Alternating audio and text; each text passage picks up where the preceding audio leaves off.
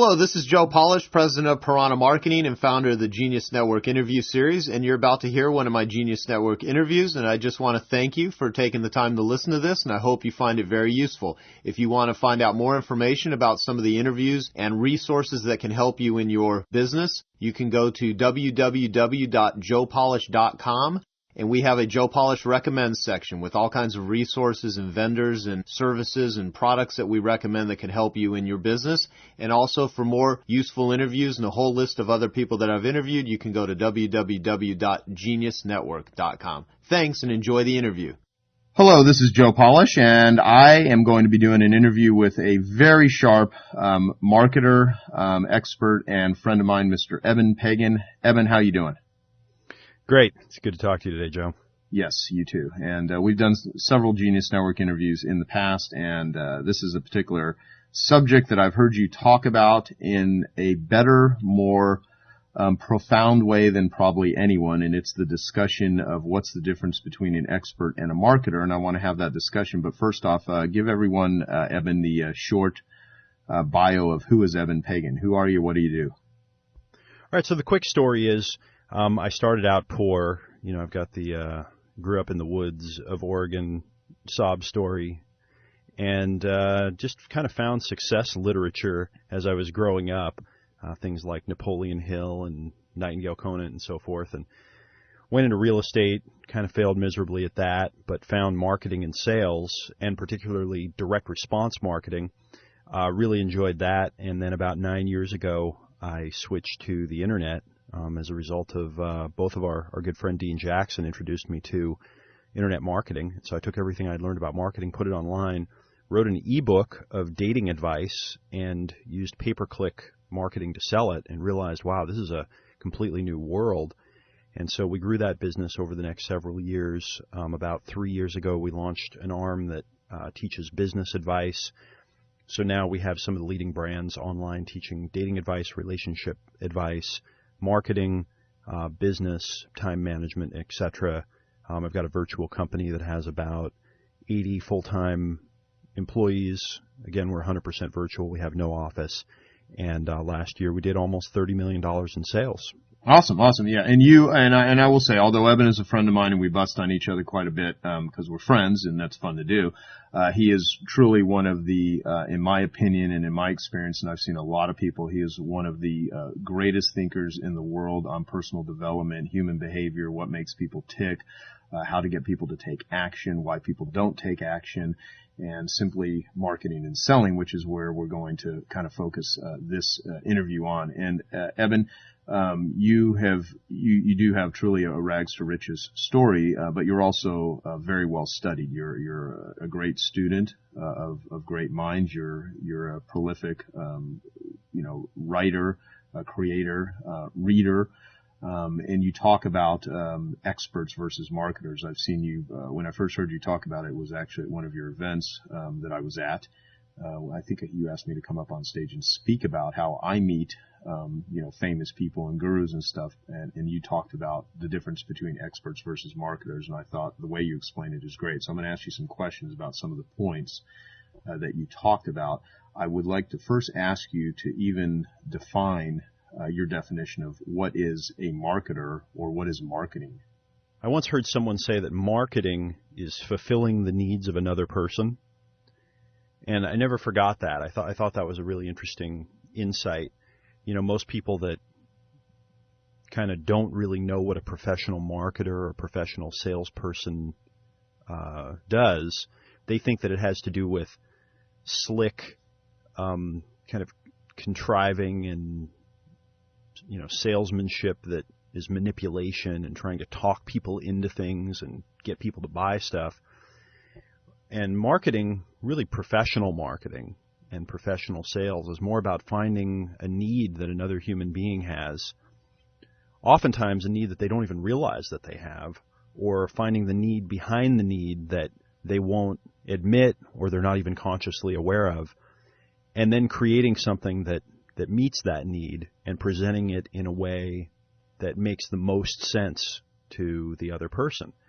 And when you do this, sometimes it comes across and sometimes it looks like it's intense or high-pressure selling, or some people think that direct response marketing is somehow cheesy or beneath them. But when it's done right, the person that you're talking to, your potential customer, your prospect, it's magnetic to them. It's mesmerizing because you're speaking their language. You're using all the words, all the images, all the sounds that speak to their need, and you're communicating, I get it. I get where you're at, and I get what you need.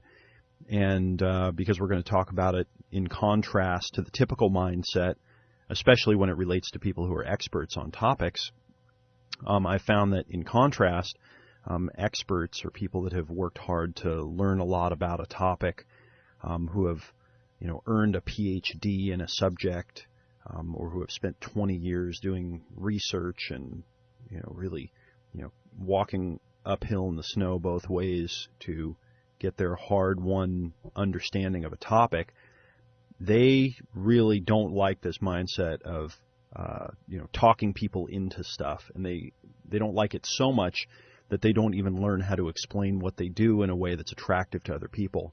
And I guess it's an interest of mine to bridge that gap and help people that have experience, help experts in various areas to learn how to present their knowledge and their information in a way that is valuable to others. Yeah, I love what you just said, too. I get where you're at, and I get what you need, where a marketer, a professional marketer, professional salesperson actually thinks from that mindset, which is huge because, going back to the Robert Collier letter book written in the 50s, where he said, as a copywriter, as a marketer, you want to enter a conversation that's already existing in the prospect's mind. And I know a lot of extremely skilled experts that simply don't even think in that way. And so the purpose of this interview is twofold. For one, I think it'll be just fascinating for anyone that is an entrepreneur that has any sort of role in a career that is designed to persuade and influence people into a direction that you would like them to go, and for purposes of doing something that adds value and is good for people.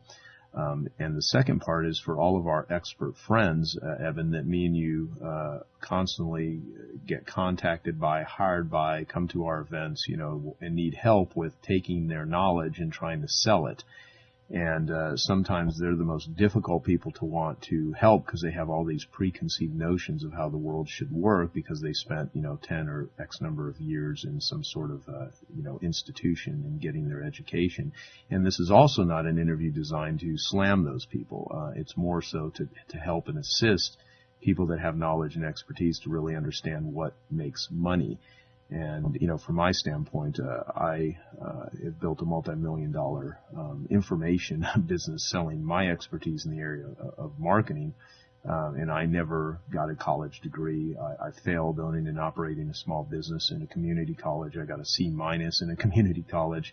I have this great slide that I heard Dan Sullivan, the founder of Strategic Coach and a good friend of mine and yours, say that Orville Wright, did not have a pilot's license. And all of the great thinkers of the world had to start somewhere. They didn't get qualified. They didn't get, granted the ability to go out and do what it is they do. And I think it's very offensive to some people that are quote unquote experts. Not all, but a lot of people are just very annoyed by someone that never went to college, never went through all the work that they did, and somehow is able to go out and create a book on relationships or on any, area for that matter and make millions. And they're sitting there going, this isn't fair, and somehow these people have to be scam artists.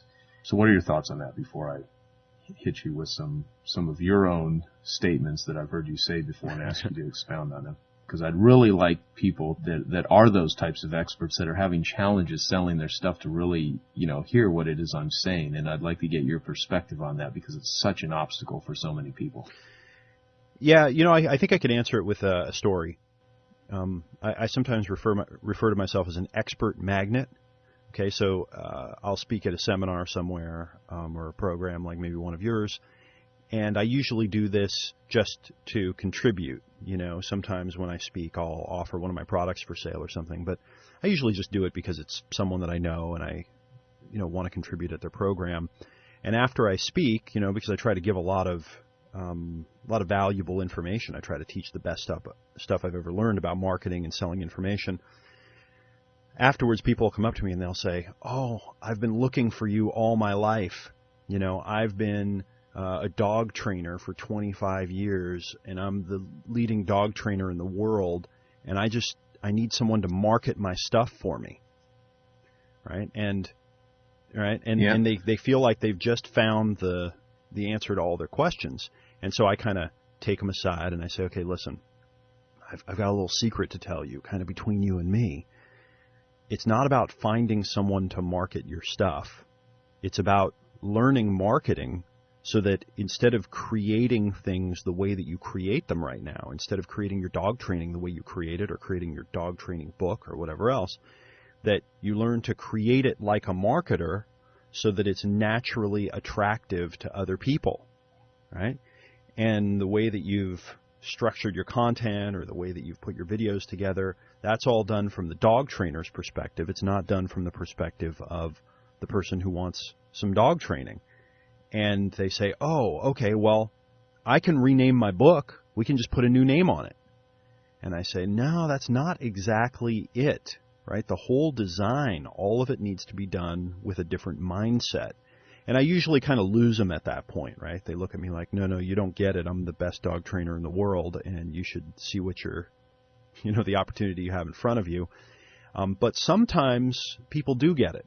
And they say, "Oh, okay, so there's just a different way to think about presenting my information so that I still get to be an expert and I still get to bring all the work that I've done and all my expertise to the table. And in fact, it becomes a huge asset." And when they learn the new mindset and then they start using it and they see the results, they almost always have the light bulb go on in their head and they say, "Okay, now I get it." And it just changes the way they communicate. It changes their perspective on what they know. So if you are an expert, it's actually great because there's a lot of value there.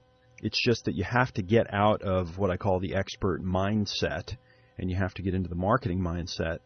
And just like you could be standing in the middle of a foreign country, and let's say that you're a native speaker of English like we are, and if you're standing in the middle of that foreign country, you might be the world's leading expert on some very important thing, like how to make a lot of money, or how to become very healthy, or how to be successful in relationships. But if you don't speak their language, you can stand there for the rest of your life in the middle of the square screaming at the top of your lungs, teaching the most profound stuff in the world. But if you don't speak their language, they're not going to hear you. It's a little investment, a little bit of an investment to learn a different language, right, to learn a different way of communicating. But you and I both know people that, they can learn a language, they submerge themselves in a culture, and a few months later, they're communicating. Well, if you've got all that knowledge and you're an expert, it's worth taking a little bit of time to learn a different language, a different way of communicating, so that people can hear you. They can hear what you're saying. Absolutely. And I love what you, when you referred to I've found you. You're the person that can solve my problems for me. You've talked about experts think they should outsource the marketing. And I always say that there's two things you should never delegate in business. And I didn't come up with this. I heard someone say it years ago, but I believe it is. Two things you should not delegate in business. One is the checkbook, and the second is the marketing. Until and unless you absolutely have a way to manage it, to measure it, and you know who you're turning it over to, is working in conjunction with you, and they're not going to embezzle from you, they're not going to misrepresent you, that sort of thing. And why do you think so many people come up to guys like you and me, and they just think they have the greatest thing in the world, the greatest glop? I always refer to it as glop. And, hey, I've got the greatest glop, can you sell my glop for me? And they actually think they're presenting you with like the greatest opportunity on the planet to solve their marketing problem. And like what you described, you have to kind of have that conversation, and many just simply don't get it. No matter how much you try to help, they just don't see it, but some do. So why do you think experts think they should outsource this issue? Well, I think it comes back to this idea that experts think that marketing is a second or third class job. Like it actually appears to them as being something that's below them, or, it's disreputable to do sales and marketing. And most of them don't know that in large corporations and in successful companies that if you go down to the marketing and sales department, you find the highest paid people running around in there because they're the ones that are actually selling stuff. And also another reason, Joe, is that most experts don't understand business. They don't understand the language of business. They don't understand how business works. And they don't realize that, as Peter Drucker said, that, business, there's only two functions that are of value in business, and they're marketing and innovation. And they think that, them being an expert is what creates all the value. And, in my opinion, I would kind of define marketing as figuring out what the other person needs so that you can present everything you're doing in that way so that they want to come and buy it, right? So getting people to come and buy your stuff. And I would define innovation as creating something that is new, different, and better from the customer's perspective, right? Something that's more useful and has more utility value from the customer's perspective so that they will want it, right? So it's better products and better marketing. And most experts are not trying to package up their expertise into a better product format, and they're not trying to figure out how to present it in a way so people want to buy it more. And they've got this unconscious, kind of feeling that marketing and sales is second-class work, and they don't even look at what being a professional marketer or a professional salesperson is all about. So they're kind of blind to it, right? It's in their shadow or it's in their blind spot. And you kind of can't get there from here, right? Because we all want to think that we're right and we're smart and we're good and we're valuable. And when you're stuck in your comfort zone of an expert, it's like being trapped in a little maze inside of the middle of a wonderful metropolitan city. And if you run around inside a little maze and you don't get out and go see the world, you're not going to get anywhere. It's about having a bigger perspective. Yeah, Dan Sullivan, again, I'll quote him. He has this great saying where the skills that get you out of Egypt are not the same skills that get you to the promised land. And a lot of times when someone gets their degree, their PhD, it got them out of college, it got them to a certain level, but it certainly, if the promised land is making a lot of money and selling, lots of services or products or books or whatever it is that their expertise happens to encompass to lots of people, you kind of got to add another skill set. And I'd like to get you more of an elaboration on experts feeling that marketers are second class. I get so sick of hearing people downplay the importance of marketing or apologize for trying to sell something or basically diss marketers. I mean, marketers get such a bad rap. And I always say, this telephone that we're talking on right now, and me and you are recording, this interview, the pen that I'm holding in my hand to take notes, the light bulbs, the building, the desk, the chairs, the airplane rides, the clothes we wear. I mean, all this stuff was created by entrepreneurs, and someone had to sell all of this stuff, and someone had to market all of this stuff, and all of the luxuries we have in life are a result of entrepreneurs that are out there marketing this and putting this stuff together. The foods that people eat, all of the stuff that encompasses everyone who's listening right now, whatever device they're listening to this interview on, be it an iPod, a computer in their car, whatever, marketing pretty much encompasses everything. And when I always go back to my interview with Sir Richard Branson, when I asked him how does he spend his time, and he described the different ways he spends his time, and he said 25% of his time is spent on marketing. And, so people can argue all day long that marketing isn't important, and you take a billionaire like Richard Branson who spends 25% of his time on marketing, it's a pretty darn important issue. So why do people look down on it? Well, it kind of goes back to this idea that I think that we humans have a natural aversion to upsetting people, offending them, making them feel bad, putting them in an emotionally uncomfortable situation. Right? We kind of come from the womb not wanting to upset other people. And I think that there are deep biological roots to this that go all the way back to our evolutionary past, all the way to the abyss kind of thing, where if you upset another human being, you make them not like you for some reason, they're going to ostracize you and you're going to be thrown out of the group. And you're probably going to die because you're not going to be part of the tribe anymore. Like, I think it's that basic. I've done a lot of teaching of dating advice, right, and teaching a lot of men. And one of their their primary fears is that something really bad's going to happen to them if they go over and they talk to an attractive woman that they'd like to meet. It's like this visceral, like this primal, gut-level fear that comes up. Something bad is going to happen, so I can't do it. And I think at some level we all have some of that. We don't want to offend another person. We don't want to upset them, right? We don't want to make them feel bad. And then that gets linked to salespeople and marketers. When you meet shady salespeople or unprofessional marketers, and they use these manipulative techniques, and you feel like something bad is being done to you in some way. You feel like you're being victimized in some way. There's a crime being perpetrated toward you, and you say, oh, I don't like this. I don't like what's going on here. And then you link these ideas up. Okay, that's what marketers and salespeople do. They manipulate people. They make them feel bad, and they do something that those people probably don't have any friends, and I would just never want to do something like that.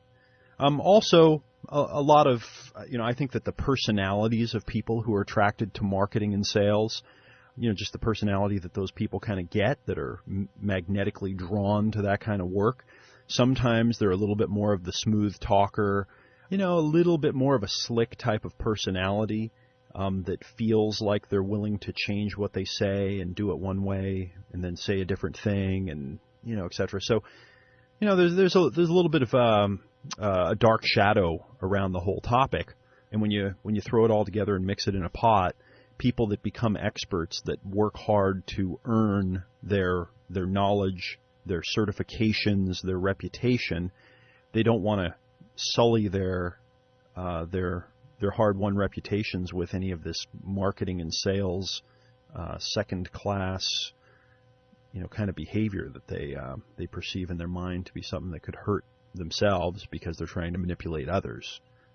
I refer to, Seth Godin's book, All Marketers Are Liars, which he ended up renaming that book to, All Marketers Are Storytellers, because of how people misconstrue what he actually meant by that. And, one of his more recent books is Linchpin. And, great marketers are linchpins. I mean, they just make stuff happen.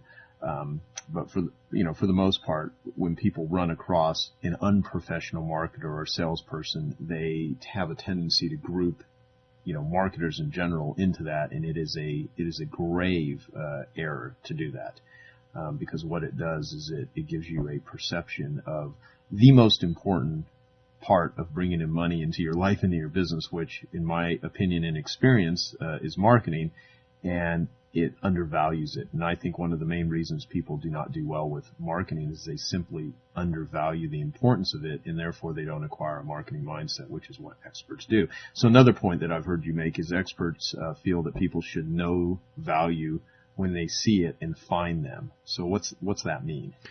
Most of the people I've met that would qualify in this category as being an expert on something, in their mind, what they know, right, their knowledge or their content that they have, that's where all the value is. Okay, they think that people should just line up, come seek them out, find them, and say, please dispense your knowledge, here's some money. Okay, so again, the expert knows that the value that they have is in the content of what they know and their experience. The marketer, on the other hand, knows that all of the value is in the perception of the customer. Okay, the value is not in what they know. It's not in their experience. The value comes from how the customer perceives what they know.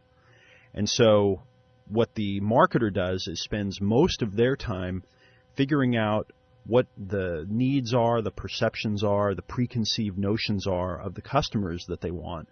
And then they format up the experience and the content and the teaching, and they format it up in a specific way so that it has a high perceived value by the customer, right? So when you contrast that the expert thinks all the value is inside of them and in their content and their knowledge, whereas the marketer sees that all the value comes from the way that they're perceiving it, it totally changes the way that you think about how to communicate what you know, right? Experts have they kind of have an almost a highbrow, kind of head tilted back, arrogant, nose in the air feel to them. Like, I've earned my knowledge, and I should be respected.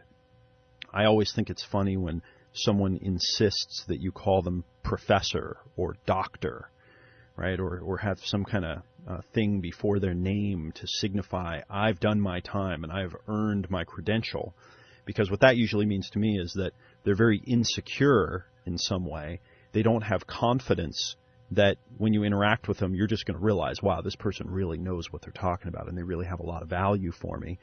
And I actually am suspicious of it. The first thing that my mind thinks is, oh, okay, so they kind of insist, or they like it if you treat them more formally and give them status with their name. They probably don't have much value to offer because they've been trying to learn things to get approval, right? They've been trying to learn to bolster their low self-esteem and to get people to pay respect to them. And yeah, they're probably very knowledgeable. I mean, you can't get a PhD and be a dummy or whatever. You can't get a job teaching at a university and not know how to speak the language and not know anything about education. But at the same time, I'd much rather be learning from someone who became an expert because it's what they wanted to learn and because it's what they think adds a lot of value to the world, and learn from an expert who really knows what they're talking about and wants to help me, than someone that did it because they want to have some status. Yeah, no, so you're talking about very much people at that level having insecurity, ego, status being more important, and blinding them to the way that they interact with the world, the way other people perceive them, and basically how to uniquely package and deliver the value that they have, if they have any really at all, that is consumable and usable by other people in the way that they're currently presenting it. So it's, what do you think this ego and that status actually stems from? Because I see it in so many experts, and it's their big blind spot. Yeah, well, another contrast I'll give you is that, humans, we have this thing called entitlement. If we get something, we just think that we're entitled to it after that. If somebody comes to your door tomorrow morning and they say, here's $100, and you say, well, who are you and why are you giving me $100? They say, don't worry about it. Here's $100. Just say thank you. And you say, okay, great, thank you. The next day they show up and they give you $100. It might take them a little while to talk you into taking it, but you'll probably take the $100 in cash every day and say thank you very much.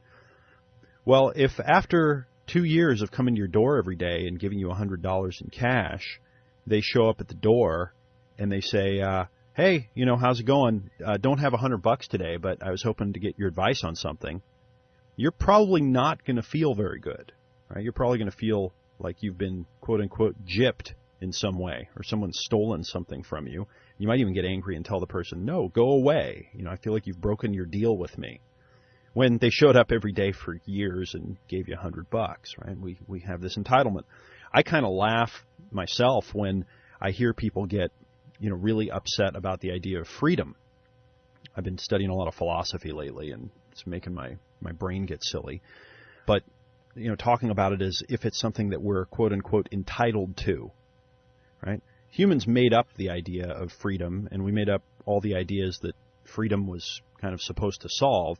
It's not like a universal principle of some kind, right? We made it up.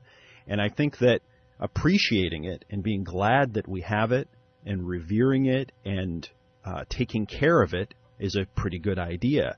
I think that being entitled to it and getting angry when it looks like someone's going to infringe on it, I think that that's childish and is probably going to result in us having kind of less freedom.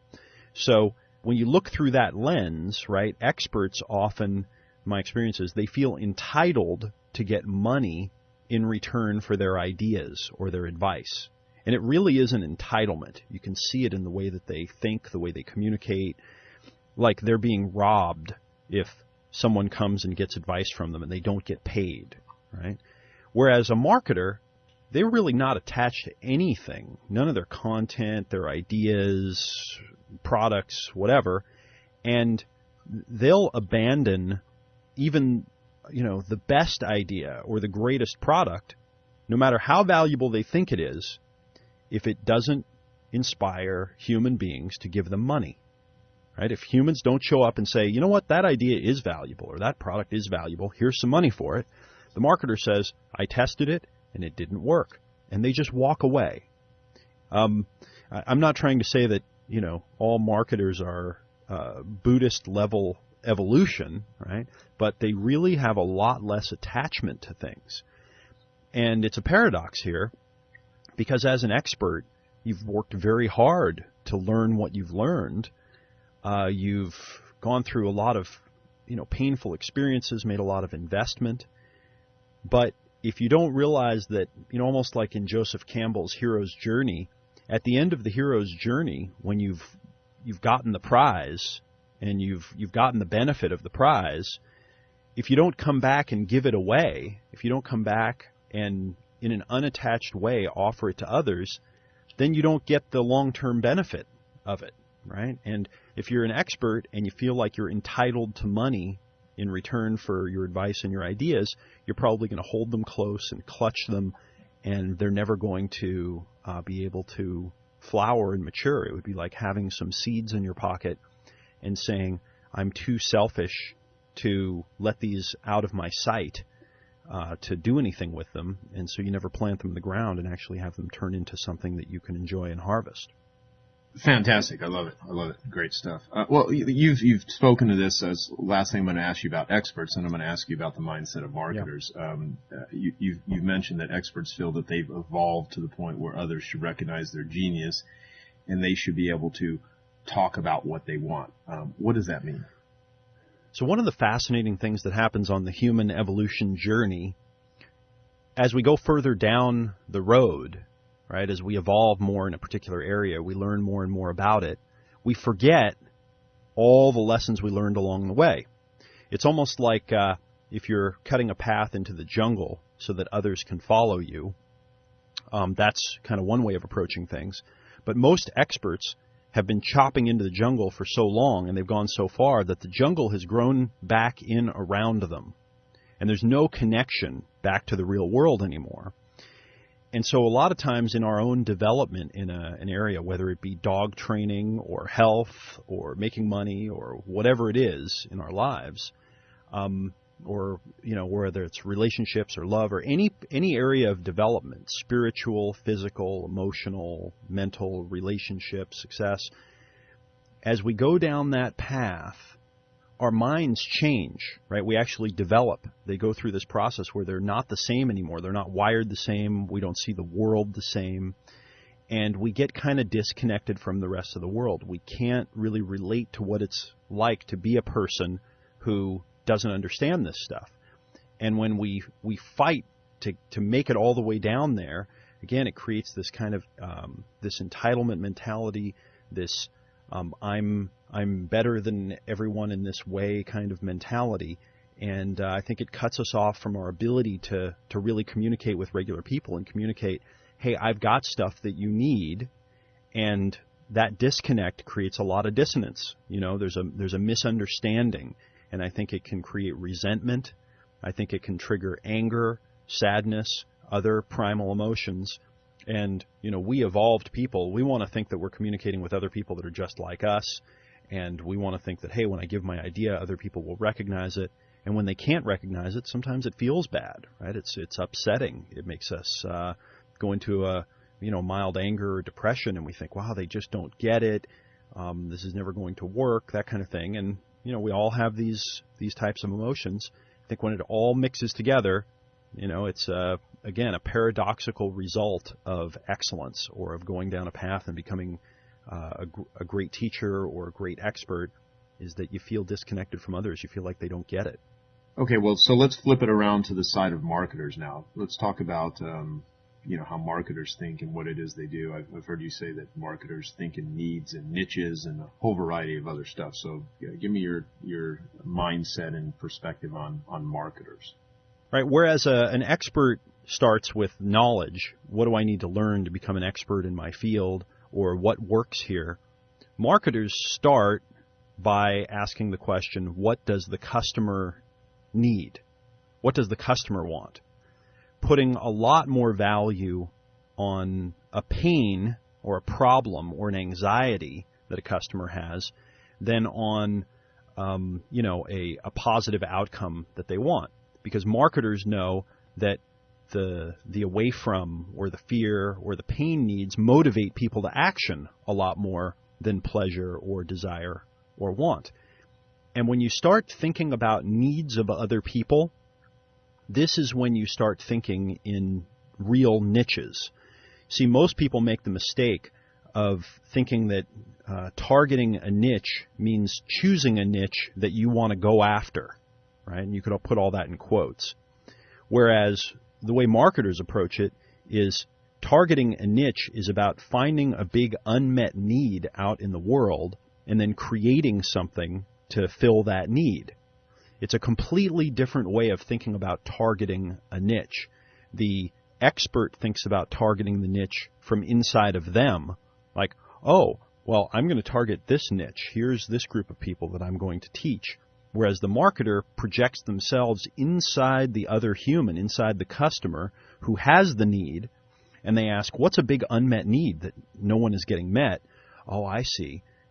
These people over here, they're all having anxiety over this one particular area of their health, and they can't get this need met, and there's no one in the marketplace that is meeting it, and I'm going to meet it. Right? So the targeting happens from inside of the other person, not from inside of you. And that, to me, is thinking in terms of needs and thinking in terms of niches, not in terms of your own stuff and what you think is valuable. Another thing that I find that's interesting is that experts always expect people to buy. They think, well, all I have to do is teach my knowledge and people are going to line up and pay me, whereas marketers never expect people to buy. In fact, marketers think that it's probably not going to work, right? Because marketers are professionals and they know that most businesses fail, most products fail, most marketing campaigns fail, so they don't expect anyone to do anything. In fact, they expect that people probably aren't going to buy, and so they're going to need to test some different things out, and they're going to need to really get inside the head of the customer until they know exactly what their need is, and then again come back and test and test and test until they find a combination that really resonates with customers. Experts in my experience, they really feel, again, like they're entitled to get money now in advance before they share. And so what they do is they hold back their best ideas, reasoning that other people don't deserve to hear my best stuff unless they pay me for them. Whereas marketers give away their very best stuff because they know that it will make the prospect say, oh, wow, this is exactly what I've been looking for. And it makes the prospect much more likely to give them money. Now, again, it's very counterintuitive to give away your best stuff. I mean, it just doesn't make any sense on, let's call it an evolutionary level, right? You want to hold back your stuff, and you only want to give it away if someone else gives you value first and proves to you that they're trustworthy. Well, this is a new environment. Business is not like living out on the savannah in Africa. There are all kinds of different psychological rules and perspectives and models that we have to put in our mind. And if we want to sell something to thousands or millions of people, which back living on the savannah in Africa, we didn't have access to thousands and millions of people in a marketplace, whereas now we do. Just jump on the internet and I can market to people all over the world. In this environment, we want to do this thing that's very counterintuitive, which is to give our very best stuff away, because we know that others don't have that experience very often. They don't get really, really, really good, high-quality stuff for free, and that's what we all want anyway, right? If you want to buy something that costs a lot of money, I mean, let's say that you're going to spend, $5,000 on a business training. Do you want to just take the person's word for it that they've got the goods? No, of course not. You want them to give you some of it so you can try it out. Claude Hopkins, almost 100 years ago, he said that giving away free samples is one of the best things you can possibly do. I remember years ago, Joe, almost probably 13, 14 years ago, I got a box in the mail from Jay Abraham, and I opened it up, and inside was this bound report that was probably 30 or 40 pages long. And back then it was a cassette tape with a really great interview that he had on there with a bunch of his content. And it was a package of stuff that it was easily worth $100, easily, in terms of the value of the information. And, it didn't surprise me when I learned that he was filling up seminars with hundreds of people, paying him $10,000 and $20,000 a piece, using this method of giving his best stuff away. So it's a very counterintuitive way of approaching life, but it's one that really works. And maybe the most important insight that you can have as a marketer, right, when really taking on the marketing mindset, is to realize that the average person doesn't know how to value or recognize the value of a product or service. Okay, the average person doesn't know how to value things. They haven't been taught how to value your knowledge. And so what they do then, right, the marketer does, is they meticulously study the prospect. They understand their needs. They learn the words that they use to describe their problems. They get inside the prospect's model of the world, the prospect's experience, their day-to-day experiences, their thoughts, their feelings. And they spend most of their time, or actually they invest most of their time, connecting to and matching these perceived needs that the prospect has and figuring out how to prove to the prospect that what they're offering has value and explain to the prospect that what they have has value, so that the prospect can say, oh, now I understand how to put value on this thing. Whereas experts, they kind of believe that people should automatically be able to recognize the value that they represent and also pay for it in advance. It's like, well, isn't it obvious? I make you call me doctor before you say my name. Isn't it obvious that what I teach has lots of value and that you should give me money? Right? Whereas, marketers will do something. Let's say the marketer was trying to figure out how to sell dog training. They say, well, what's the biggest problem that a dog owner is experiencing? Well, it might turn out that barking and aggression are the big problems that dog owners are experiencing. And they'll dig in there and they'll try to figure out, okay, when, where, what's the big issue? And they might learn, for example, that, I'm making this up, but a dog owner's biggest fear, if they've got a dog that's been barking and growling, is that the dog is going to hurt a child, and that a child's going to get hurt, the dog's going to be killed, they're going to be thrown in jail. Okay? Well, the expert doesn't ever really get to that point, right? They don't dig all the way into the psychology. So the expert teaches things like, I'll teach you how to have a good dog. Whereas the marketer says, I'm going to teach you how to stop your dog from barking and growling so that you can allay your fear of it ever attacking a child and you losing everything and potentially being thrown in jail. And I'm going to teach it to you in 60 minutes, guaranteed, or you don't have to pay me anything. Right? That's the way the marketer thinks. They think from inside the mind of the prospect. And further, what the marketer does is says, how much would it be worth to you to learn how to get your aggressive dog to behave gently and nicely around all people so that you never have to worry again about it biting someone, and so you'll have to put the dog to sleep and then you'll get thrown in jail? How much would that be worth to you? Would it be worth $10, $100, $1,000?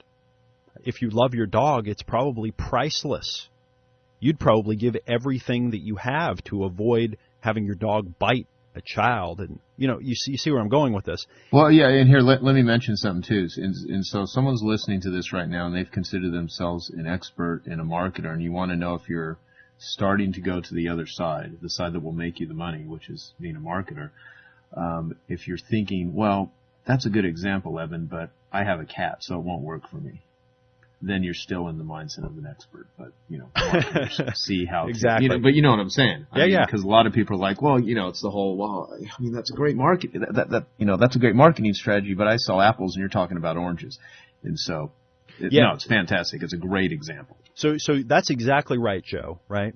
The mark of the expert mindset is that they're listening to this interview right now and saying, oh, well, you don't understand, because what I teach really does help people and it really, really is valuable.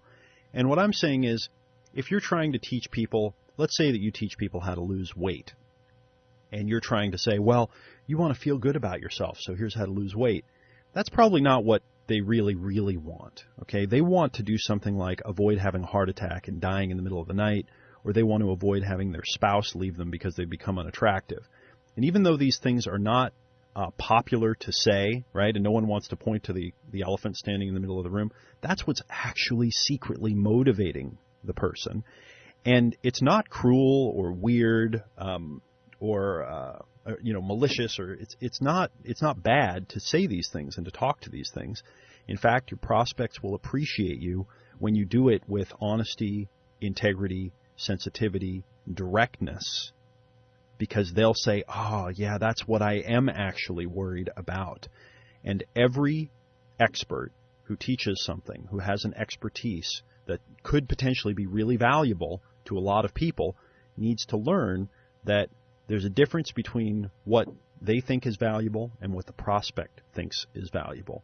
And they need to learn that if they can phrase and frame and communicate what it is that they know in the words and the perceptions and kind of the value structure of the prospect, that it's going to come across much more powerfully, and it's going to be much more likely to turn into value for the prospect and money for them.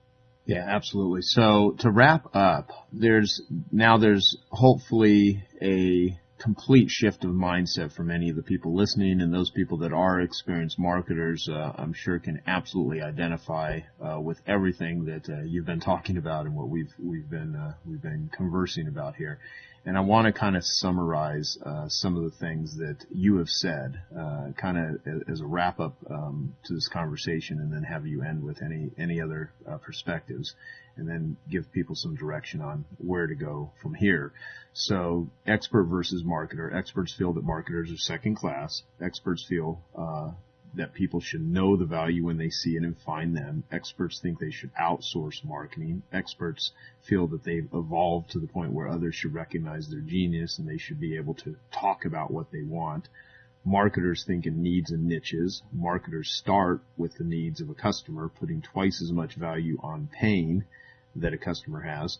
Marketers never expect a customer to buy. Instead, they test religiously until they find a winning formula.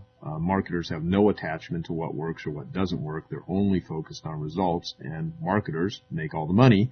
And so, obviously, if you want to be one of the people that makes all the money, you need to become one of them, and that means becoming a marketer.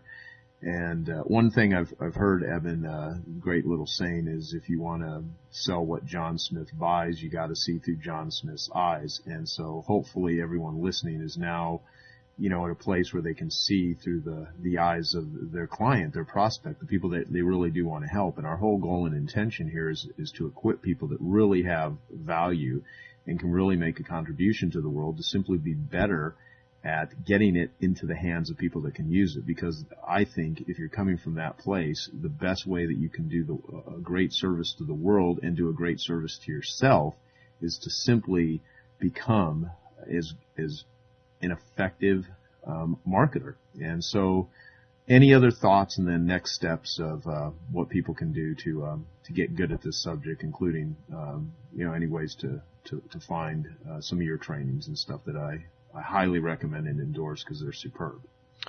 Well, I guess some action steps that you could take if you recognize yourself in any of this, and you want to make the quantum leap and turn what you know and turn your expertise or your experience or your knowledge into value for others, is number one, to just kind of mentally let go of your old self-image. Okay, you might even want to do an exercise where you list all the different things that you've done, your hard work and your education and your investment and the pain you've endured and persevered through to learn and acquire what you know. Really just get in touch with all the sacrifices you made, and then just look at it and say, okay, it's time for me to let go of that self-image. I'm here now. I'm not there anymore. It's time for me to evolve past that kind of childish attachment to this stuff. And then next, and I think this is a great exercise, is to give away your best stuff for free. Just get a flip video or start a blog and just start giving your very best ideas away for free. Do blog posts, create little 5-minute video clips, and just start putting them online and experience the freedom that comes from not clinging onto and clutching to your ideas anymore. And understand that the value is not in the ideas themselves, right? And the value is not in, all the experience that you have and so forth. The value is in your ability to communicate the ideas in a way that's valuable to other people. And that by giving your ideas away for free, writing a blog, doing videos, starting an email newsletter, giving away free consultations even is something that I recommend. What you start doing is building the muscle and the skill of communicating in a way that makes your stuff valuable to others, which is really where the value's at secretly, right? So give away your most valuable stuff, okay? Find the silver bullets that you know and just give them all away, because it helps kind of quicken and catalyze this process, accelerate this process of making the quantum leap. Next, make the commitment to become a professional, powerful marketer, someone that knows how to communicate ideas, expertise, techniques, communicate in a way that other people say, wow, I want to buy that stuff. I want to invest the money that I've taken my time to earn, and I want to invest in learning that stuff that you have. It's okay to become a marketer. It's okay to become a professional marketer. You don't have to put it on your business card. We don't have to tell anyone, right? We can keep it a secret just between us marketers. And people will really appreciate you for it. And then finally, and this is really the big step, as you said, get into John Smith's eyes, project yourself into them, really listen to what your prospects are saying, listen to the words that they're communicating to you, listen to how they're framing their problems, listen to what's giving them anxiety, and try to start thinking and communicating in a way that meets the other person's needs, putting it into terms so that they can see the light at the end of the tunnel. They can see some hope for themselves that what they have isn't permanent, that they can get out of it, and that what you have is the way to solve it. And this is, again, what professional marketing is about, is getting out of your perspective and getting into their perspective and putting it in their words and putting it in terms that they can understand and communicating your value and explaining how valuable it is, but in the terms that make sense to them. I think if you really take those steps to make the transition from the expert mindset to the marketing mindset, that ultimately what happens is you make a quantum leap in transformation as a human being. You actually evolve to the next level of potential that you have, and you kind of stop being chained to your expertise and chained to your way of seeing things, and you become a real value creator in the world. Awesome. As usual, whenever we do interviews, great stuff, great perspective, great advice. So I hope everyone listening now has a complete shift in a positive direction in their business and in their thinking, and that all of the experts out there will no longer bother us with silly things without at least understanding this perspective first, and really being able to come at this from the eyes of a marketer instead of an entitled expert that the world should just grace you with money and status simply because you spent a lot of time or whatever acquiring particular knowledge. And again, I will reiterate that becoming a better marketer and learning how to convey and communicate and uniquely package value and setting it up so that people understand how it benefits them will be doing a great thing for so many people that have anxiety, that have issues, that have problems, that, everything from needing more joy in their life to solving health crises, relationship crises, money crises, physical, issues, whatever. Getting it into the hands of those people in a way that they want it is a great service to the world. So, Eben, part of people learning more about how to be a marketer, of course, is listening to Genius Network interviews like they're doing here. You have a lot of phenomenal knowledge products that you make available to people, and you also do events. How do people find out about it? I think the best way right now would probably be to go to any of our websites. So you could go to getaltitude.com. That's G-E-T, altitude.com, and just get on our list and check out our trainings. I often do interviews with experts that you can get on for free. You learn about our product launches. We often promote the product launches of others as an affiliate that are great products and so forth. So it's just kind of a way to get connected in. Just go to getaltitude.com and get on our list. And who would be the best interview that you've ever done other than me? Because I know those are all your highest rated ones. Probably the most profound interview I ever did was a one-question interview with Steve Jobs. I walked up to him, and I was at a conference, and he was speaking there, and I happened to see him at the cocktail party. And I walked over to him, and I said, Steve, I got a quick question. Apple has launched so many successful products. I mean, you guys have just launched one home run product after another. What's your secret? I mean, what are you guys doing over there? What did you learn?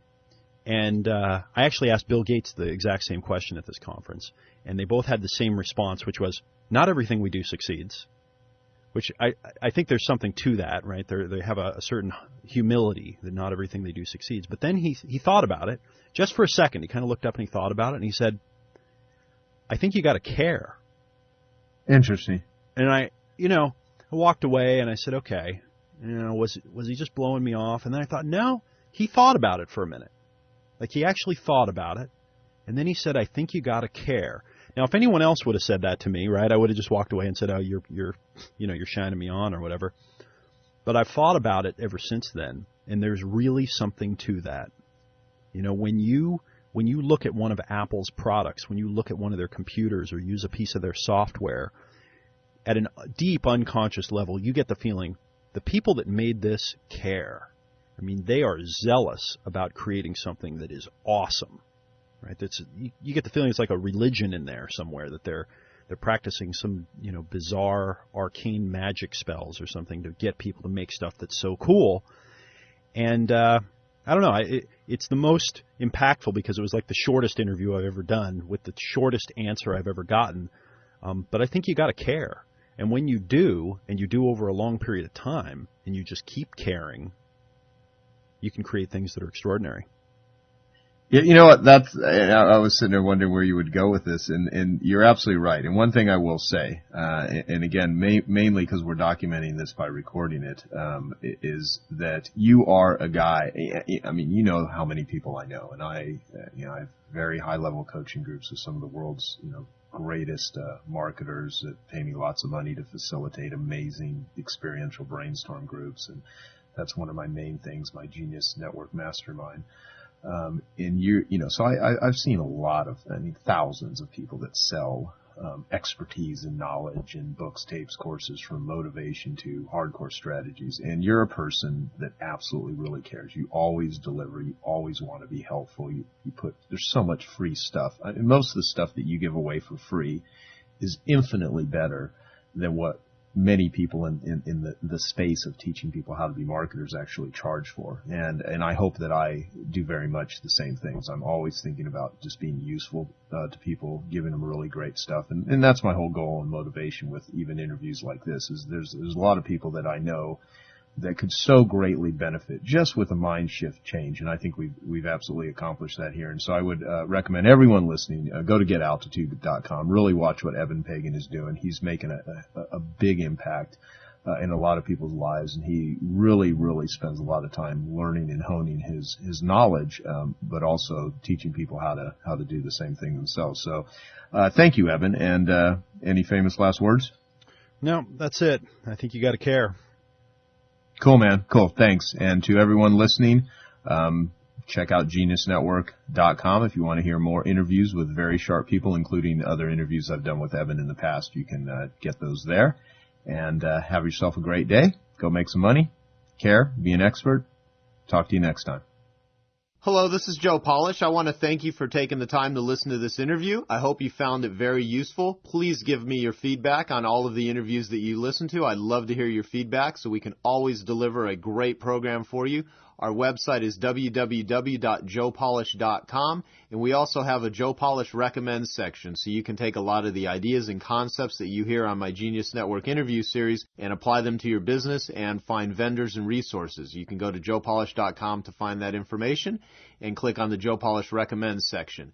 And also, if you would like to find out about more interviews and invest in more useful Genius Network series interviews, go to www.geniusnetwork.com. Thanks, and eat your competition alive.